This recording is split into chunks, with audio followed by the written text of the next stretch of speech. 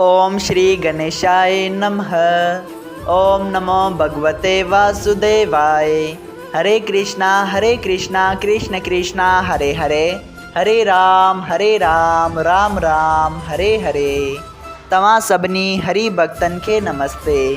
प्यारा भक्तों, ही कथा पाण गुरु कृपा सां हासिल करे रहा आहियूं। श्री गणपति सरस्वती जो दरे ध्यान करियां तो मां भागवत महापुराण जो बयान, जंहिंमें व्यासदेव ऐं सुखदेव जी कयो आहे श्री कृष्ण लीला जो गुणगान। सभई चयो जय भागवतम महापुराण।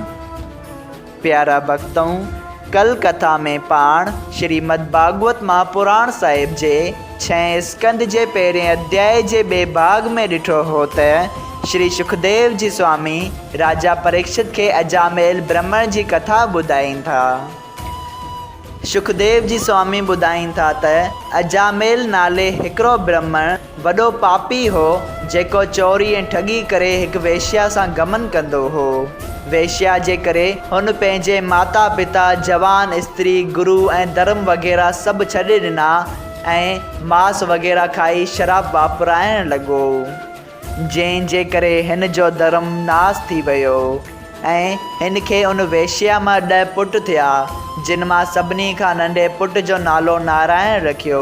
हिन खे पंहिंजे नंढे पुट सां वॾी प्रीत हूंदी हुई, जंहिं करे हू उथंदे वेहंदे, जाॻंदे सुम्हंदे, हलंदे घुमंदे नारायण नारायण नारायण पियो चवंदो हो।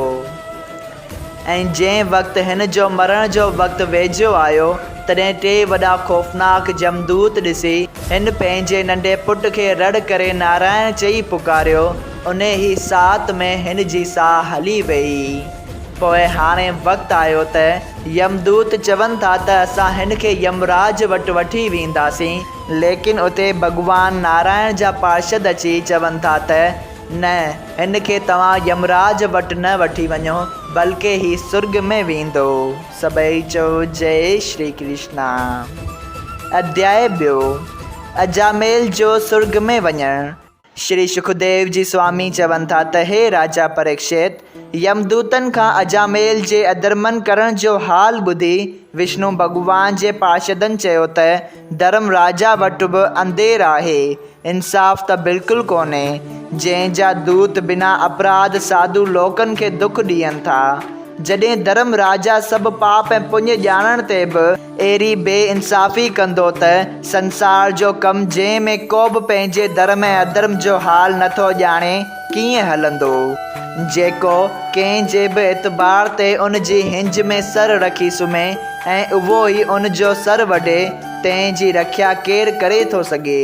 तव्हां नारायण नाले जी महिमा न ॿुधी आहे त जेको माण्हू ॼाणी वाणी या दगा सां या डप करे या मस्खरी तौरु परमेश्वर जो नालो वठे थो, तंहिंजा सभु पाप बि सोन मिसल आहिनि। सोन चोराइण, गऊ ब्राह्मण तपस्वी माउ ऐं पीउ खे मारे विझणु ऐं गुरुअ जी स्त्रीअ सां भोग करणु ऐं गुरु जीअ खे बुरी ॻाल्हि ॿुधाइणु ऐं शराब पीअण वग़ैरह अंत समय परमेश्वर जे नाले वठण सां छुटी था वञनि ऐं शराब पीअण वग़ैरह जा पाप अंत समय परमेश्वर जे नाले वठण सां छुटी था वञनि।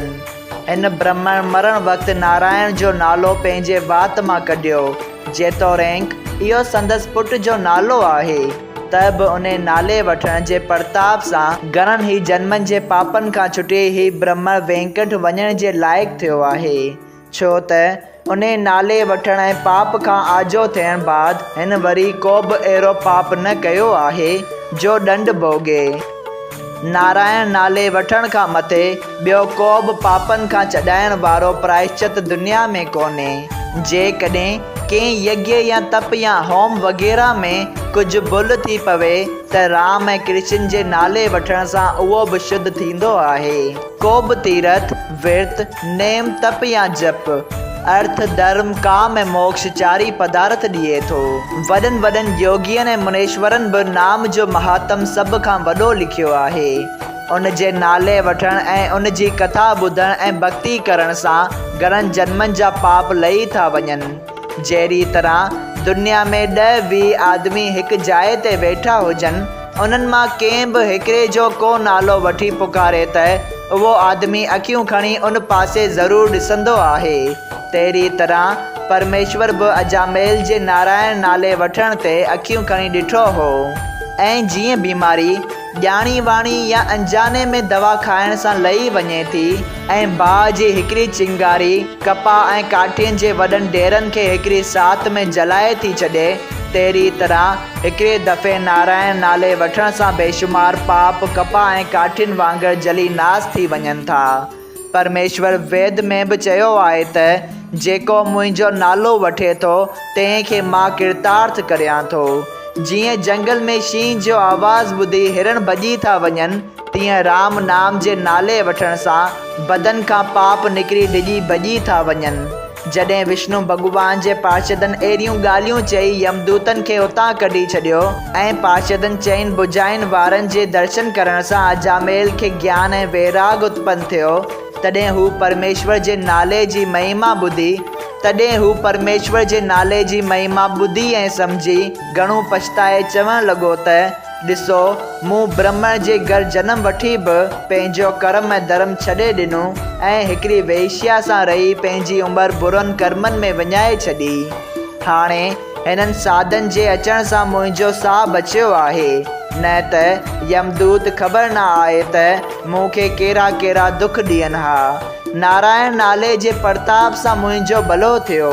हाणे हमेशह परमेश्वर जो नालो वठी पंहिंजो मुख पवित्र कंदो रहंदसि। जॾहिं अजामेल ब्राह्मण अहिड़ी तरह पछताइण लॻो त विष्णु भॻवान जा पार्षद उतां अंतर्ध्यान थी विया, तॾहिं अजामेल उन वक़्तु पंहिंजो चित संसारी माया मोह खां अलॻि कयो ऐं पार्षदनि जे दर्शन करण जे प्रताप सां हिकिड़ो वर्य वधीक खेसि उमिरि मिली। तॾहिं हू हरिद्वार में वञी पंहिंजे सचे मन सां परमेश्वर जो ध्यानु ऐं सुमिरण करणु लॻो। जॾहिं खेसि उते हिकिड़ो वर्य ध्यानु ऐं भक्ति कंदे गुज़रियो, तॾहिं वेंकुंठ खां हिकिड़ो विमाण तमामु उम्दो वट्स आयो, जंहिं में चढ़ी ॻाईंदो वॼाईंदो वेंकुंठ ॾांहुं हलियो वियो ऐं चतुर्भुजी रूप सां उते रहणु लॻो।